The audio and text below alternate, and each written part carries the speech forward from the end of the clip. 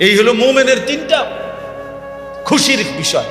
এক মুসলমানের সবচেয়ে বড় খুশি এই তিন কথায়। কয় কথায়? আল্লাহ আমার রব, আমি খুশি। ইসলাম আমার ধর্ম, আমি খুশি। মুহাম্মদ আমার নবী, আমার রসুল সাল্লাল্লাহু আলাইহি ওয়াসাল্লাম, আমি এতে খুশি। এর চাইতে তিনটি খুশি আল্লাহ তাআলা তিনটাই আমারে দান করছেন, আপনারে দান করছেন, তোমারে দান করছেন। ওহ, এর চাইতে বড় সৌভাগ্য আর কি হইতে পারে?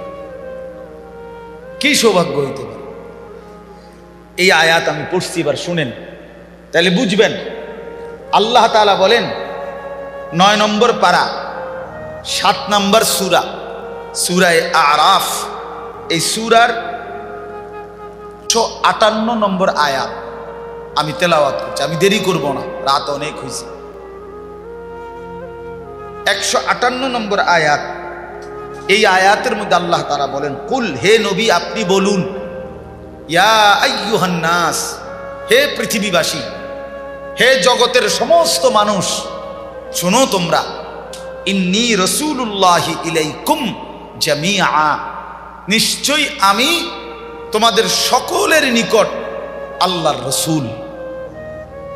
আমি সবার জন্য রসুল, আমি গোটা বিশ্ব মানবতার নবী, আমি গোটা বিশ্ব মানবতার রসুল। আমি সমস্ত মানুষ, মানুষ বলতে যাকে বলে, নবী আপনি বলেন যে আমি তোমাদের নবী, আমি তোমাদের রসুল। আচ্ছা, এই যে কথাটা, এবার এই কথাটার থেকে আপনি কয়েকটা কথা বোঝেন।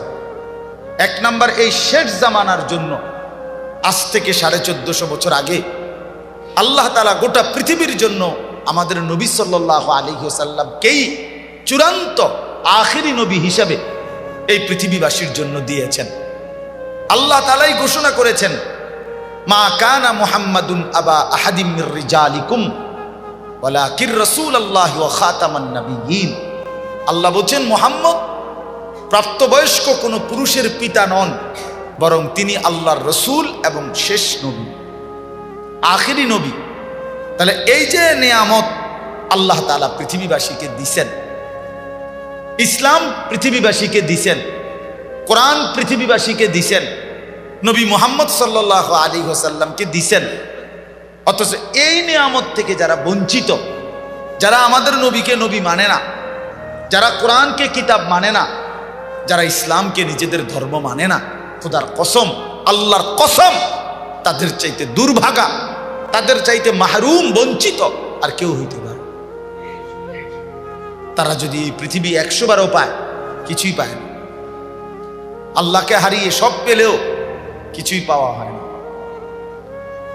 রসুলকে হারিয়ে সব পেলেও কিছুই পাওয়া হয় না, ইসলামকে হারিয়ে সব পেলেও কিছুই পাওয়া হয় না।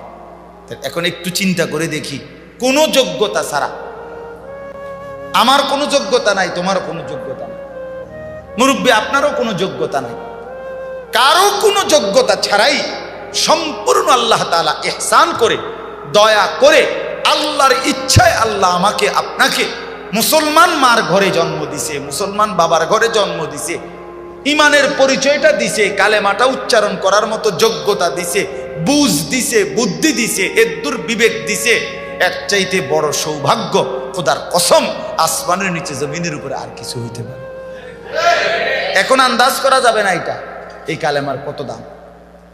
এই যে মুখে একবার আমরা বলতে পারি, লা ইলাহা ইল্লাল্লাহ মুহাম্মাদুর রাসূলুল্লাহ, এই কালেমা একবার বললে কতটা লাভ হয়, এটা এখন আন্দাজ করা যাবে না বন্ধু, এখন আন্দাজ করা যাবে না।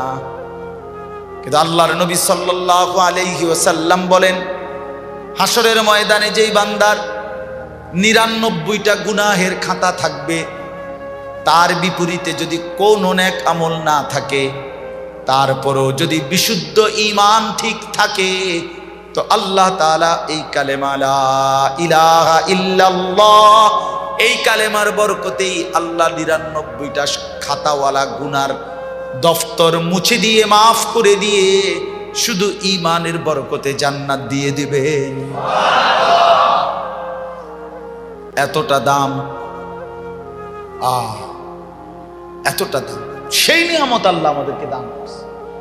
অথচ তুমি আমি ইচ্ছা করে গলা টিপ্পা ইসলামের পরিচয়টা মুছে ফেলতে চাচ্ছ। ঈমানের পরিচয় দিতে লজ্জা বোধ করো যুবক। মুসলমানের বাচ্চা, একবারও মনে পড়ে না, বরং লজ্জিত তুমি।